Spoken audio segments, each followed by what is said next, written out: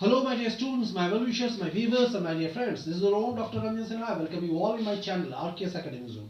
My dear students of standard 12th, जैसा कि आपने हमें लिखा बार बार कि हिंदी के कुछ क्लास में यहाँ कर ले लूँ, तो आप लोग के कहे पर मैंने यहाँ हिंदी का जो है आपका जो चैप्टर है उसको मैं सारांश के रूप में यहाँ आप लोगों के सामने रखने की कोशिश किया है। कुछ 11th के क्लास भी लिया, अभी 12th का भी ले रहा हूँ, और आज मैं 12th का जो आप लोगों का अध्याय जो है संपूर्ण क्रांति जो उसके ऊपर विशेष मतलब चर्चा करेंगे। उसकी सारांश को आप लोगों के सामने रखने का कोशिश करेंगे ताकि आप लोगों को समझने में वो सहायता हो, हेल्प हो आपको। देखिए, संपूर्ण क्रांति जो है वो मतलब जयप्रकाश नारायण की मतलब एक भाषण के ऊपर, ये संपूर्ण क्रांति एक्चुअली उन्हीं पर है। जयप्रकाश नारायण का बहुत मतलब जब गांधी मैदान में उन्होंने भाषण दिया लोकनायक बनकर और इतने भारी तादाद में भीड़ इकट्ठा हुआ कि उस तरह का भीड़ फिर कभी नहीं दिखा गया, और उन्होंने संपूर्ण क्रांति की आह्वान किया लोगों के लिए। तो वो संपूर्ण क्रांति जो आज यहाँ हम लोग पढ़ेंगे इस अध्याय में, वो उनका ही मतलब लिखा हुआ एक मतलब स्टोरी है, कहानी उनके भाषण के ऊपर ही बात है, और उनके ऊपर चर्चा के मतलब है कि जयप्रकाश नारायण, जेपी, लोकनायक जयप्रकाश नारायण मतलब इतने प्रचलित रहे हमारे लिए। तो उनका क्या मोटो था, क्या सोच था, क्या वो कहते थे लोगों के लिए, वो सारा चीज इसमें हम लोग देखेंगे इस पाठ में। तो उसके पहले मैं जयप्रकाश नारायण जी के बारे में कुछ बता दूं आप लोगों को। जयप्रकाश नारायण का जन्म 11 अक्टूबर को हुआ था 1902 ईस्वी में, और इनका बचपन जो है, बचपन में इनका नाम बादल था। बड़े होने के बाद वो जेपी के नाम से लोकनायक के रूप में बहुत प्रसिद्धि प्राप्त की, मतलब प्रसिद्ध हुए। और बचपन में आरंभिक शिक्षा उनका घर पर ही हुआ, फिर बाद में पटना के कॉलेजिएट स्कूल में दाखिला लिया, और फिर पटना में जो है पटना कॉलेज में उनको प्रवेश मिला। कॉलेज का असहयोग आंदोलन के दौरान शिक्षा उन्होंने यहाँ अधूरी छोड़ दी, लेकिन 1922 ईस्वी में उच्च शिक्षा प्राप्ति के लिए वो अमेरिका चले गए, और वहां जाने के बाद उन्होंने मतलब मार्क्सवाद और समाजवाद की शिक्षा मतलब ग्रहण किया, वहां सीखा, उन्होंने पढ़ा। उनकी माँ की स्थिति जो है तबीयत सही नहीं जाने की वजह से वो वहां पर रहकर पीएचडी नहीं कर पाए। पीएचडी करने का उनको बहुत मन था, लेकिन वो नहीं कर पाए और अपने देश लौटकर चले आए। फिर 1929 ईस्वी में वो कांग्रेस पार्टी में शामिल हो गए, लेकिन उनका जो सोच था वो थोड़ा कम्युनिस्ट का था। वो मार्क्स और लेनिन से प्रभावित थे, और समाज सेवा के लिए उन्हें मैक्सेसे पुरस्कार भी दिया गया था। और उनके महत्वपूर्ण कृतियों में जिसको कहा जाए रिकंस्ट्रक्शन ऑफ इंडियन पॉलिटी जो है, पॉलिटी बहुत फेमस हुआ। डायरी, निबंध, कविता इत्यादि बहुत कुछ लिखे भी वो। लेकिन 1977 ईस्वी में जब देश में आपातकाल लागू हुआ, इमरजेंसी लागू हुआ, और जनतांत्रिक अधिकारों को क्रूरतापूर्वक दमन किए जाने लगा, तब बिहार, गुजरात सहित समूचे देश में छात्रों और युवाओं को युवाओं का आक्रोश टूट पड़ा। छात्रों और युवाओं को मतलब उन्हीं के अनुरोध पर मतलब बुढ़ापे में भी, उनकी उस वक्त तबीयत सही नहीं था, बुढ़ापे में भी और बीमारी के बावजूद जयप्रकाश ने आंदोलन का नेतृत्व किया। वे लोकनायक कहकर पुकारे गए, उनको लोकनायक कहा गया, और वे युवा शक्ति के हृदय सम्राट बन गए। युवाओं के लिए वो सच में लोकनायक बन चुके थे। संपूर्ण क्रांति, अब देखिए संपूर्ण क्रांति के बारे में हम लोग थोड़ा जाने। जो शीर्षक है, ये शीर्षक अंश 5 जून, ये शीर्षक क्यों, ये इसका अंश यानी इसका हिस्सा जो है 5 जून 1974 के पटना के गांधी मैदान में दिए गए जयप्रकाश नारायण जी के भाषण का एक अंश है, जो मैंने पहले ही आप लोगों को कहा था। संपूर्ण भाषण स्वतंत्र पुस्तिका के रूप में जन्म मुक्ति पटना से प्रकाशित हुआ। इनका भाषण संपूर्ण जनता मंत्रमुग्ध होकर सुनते थे। भाषण के बाद लोगों के हृदय में क्रांतिकारी विचार जो है वो धधक उठे, और आंदोलन के विराट रूप जो है धारण कर लिया। वो आंदोलन इसीलिए कहा जाता है जयप्रकाश जी, जो लोकनायक जयप्रकाश का जो है वो जेपी का आंदोलन, जेपी मूवमेंट, इसके रूप में वो प्रचलित हो गए। और पटना के गांधी मैदान में फिर कभी ऐसी भीड़ नहीं इकट्ठा हुआ जितना भीड़ वहां उमड़ पड़ा था उस वक्त। अपने भाषण के प्रारंभ में जयप्रकाश नारायण ने युवाओं को संकेत देते हुए उनका जो ये जो हम लोग यहाँ पढ़े हैं ना, इसमें मेनली उनका वो भाषण का हिस्सा है। उन्होंने युवाओं को संकेत देते हुए क्या कहा था कि हमें स्वराज तो मिला है, लेकिन सुशासन के लिए, सुशासन शासन व्यवस्था को सही करने के लिए हमें काफी संघर्ष करना होगा। और भाषण के क्रम में उन्होंने नेहरू जी का उदाहरण भी दिया। वो नेहरू जी और गांधी जी का मतलब जो सम्मान करते थे, फॉलो भी वो करते थे, लेकिन कभी कभी कुछ चीजों के ऊपर उनका टिप्पणियां भी होती थी। नेहरू जी कहते थे कि सुशासन के लिए देश की जनता को अभी मतलब मीलों जाना है, चलना है, कठिन परिश्रम करना है, त्याग करनी है। तो जेपी ने भी कहा कि अभी समाज में भूख, महंगाई, भ्रष्टाचार ये सभी जैसे जो है एक दानव बनकर वर्तमान है, हमें उससे लड़ना होगा, उसे मिटाना होगा।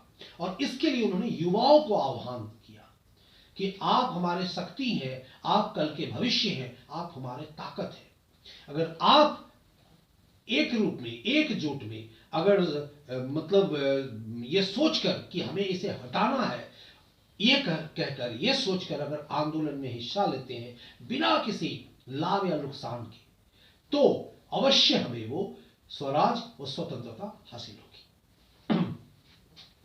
तो इसके लिए उन्होंने जनता को हमेशा आह्वान किया तैयार रहने के लिए। आंदोलन को सफल बनाने हेतु उन्होंने युवाओं को आगे आकर नेतृत्व के लिए कहा कि आप लोग इसका जो मतलब नेतृत्व का कमान संभालो। यूथ फॉर डेमोक्रेसी जिसको कहा जाए, उन्होंने यूथ फॉर डेमोक्रेसी का आह्वान किया सामने। लोगों के आग्रह पर उन्होंने आंदोलन के नेतृत्व का दायित्व अपने कंधे पर ले लिया जेपी, और उन्होंने जनसंघर्ष समितियों का गठन किया। जनसंघर्ष समिति। जेपी ने अपने भाषण में अमेरिका प्रवास की बात कही कि कैसे वो अमेरिका में रहते थे, वहां मजदूरी करके भी पढ़ाई किया, उन्होंने आगे की पढ़ाई मतलब जारी रखा। वो लेनिन और मार्क्स से किस प्रकार प्रभावित रहे इसके बारे में, लेकिन वो भारत आकर कांग्रेस पार्टी ज्वाइन किए थे, क्योंकि यह सोचकर कि शायद कांग्रेस में वो मतलब रहकर वो अपने काम को अच्छे तरीके से कर सकेंगे, यह सोचकर। जेपी आंदोलन के क्रम में जो सभा हुई थी, उस सभा का विफल बनाने में कांग्रेस सरकार ने कौन कौन से हथकंडे अपनाए, ये भी इस मतलब जो कहानी है, लेख जो है वहाँ ये देखने को मिलता है। इसकी भी चर्चा उन्होंने अपने भाषण में किया। लोगों को ट्रेनों से उतारा गया, लाठियों जो है से पीटा गया, लाठियां मतलब बरसाई गई। जेपी ने इसे लोकतंत्र पर कलंक माना कि एक तरह का कलंक है, और खास करके मतलब वे उन लोगों को लोकतंत्र का दुश्मन बताया शांतिमय जो कि शांतिमय कार्यक्रमों में बाधा डाला। वे इंदिरा जी की चर्चा करते रहे, करते भी हैं, मतलब करते रहे। उनके अनुसार उनकी लड़ाई किसी व्यक्ति से नहीं था, इसलिए किसी व्यक्ति के ऊपर उनका ज्यादा कोई कटाक्ष नहीं दिखने को मिला। वो सिर्फ जन समुदाय को और खास करके युवा वर्गों को यह आह्वान किया कि अगर हम निस्वार्थ एकजुट होकर और यह सोचकर बिना किसी लाभ, बिना किसी नुकसान को सामने रखे यदि इस आंदोलन में हिस्सा लेते हैं, तो हमें स्वराज और स्वतंत्रता सही रूप से निश्चित ही हासिल होगी। भाषण के क्रम में वे बापू एवं जवाहरलाल नेहरू की प्रशंसा किए भी अपने भाषण में। लेकिन अपने भाषण में वे नेहरू की विदेश नीति के विरोध की चर्चा मतलब की। कुछ जगह पर जो नेहरू जी के विदेश नीति के बात पर उन्होंने कुछ चर्चा की है। इवन यहाँ तक कि गांधी जी के बारे में भी कुछ विशेष टिप्पणियां भी की हैं, जो आप लोग इससे पढ़ोगे मतलब पढ़ोगे तो आपको मिलेगा ये चीजें। राष्ट्रीय नीति पर उनका नेहरू जी से कोई मतभेद नहीं था। भाषण के क्रम में उन्होंने दल विहीन लोकतंत्र की चर्चा की, और सबसे अहम जो चीज पूरे ये जो कहानी आप लोग पढ़ोगे वहां जो मूल चीज देखी जा रही है वो क्या है कि उनकी कल्पना दल विहीन मतलब निरपेक्ष होकर, किसी उम्मीद किसी आशा से नहीं, अपना व्यक्तिगत कोई मतलब फायदे या नुकसान से नहीं, दल विहीन होकर, निस्वार्थ होकर एकजुट होकर अगर वो संघर्ष की भावना लेकर हम लड़ाई लड़े तो हमें वो हासिल होगी, ये उनकी सोच थी। और खास करके जनता के भावनाओं के विरुद्ध वो कभी जाना ही नहीं चाहते थे। तो ये था उनका इस कहानी का एक मतलब सारांश। ये जो इनका जो लेख हम लोग यहाँ पढ़ेंगे ये उनका मोटा मोटी एक सारांश था। अपने ऐतिहासिक भाषण में उन्होंने स्पष्ट कर दिया था कि वे संपूर्ण क्रांति चाहते हैं, एक फुल रेवोल्यूशन जिसको बोला जाए, संपूर्ण क्रांति, यानी पूरे हर हिस्से में क्रांति चाहिए, बदलाव चाहिए। देश का सामाजिक, आर्थिक एवं नैतिक बदलाव ही संपूर्ण क्रांति है। उनके अनुसार अगर देश की सामाजिक ढांचा, आर्थिक ढांचा या नैतिक सोच हमारा इसके में बदलाव, यह संपूर्ण क्रांति है। इस संपूर्ण क्रांति को लाने में जन संघर्ष समितियों की भूमिका की चर्चा उन्होंने अपने भाषण में की, जिनकी वो स्थापना किए थे। जन संघर्ष समिति जो उन्होंने बनाया था, उसकी चर्चा भी यहाँ देखने को मिलती है। इस तरीके से जन प्रतिनिधि निरंकुश हो, उनका यह सोच था कि जो भी जन प्रतिनिधि बने वह निरंकुश हो और उनका ध्यान जन समितियों को रखना होगा।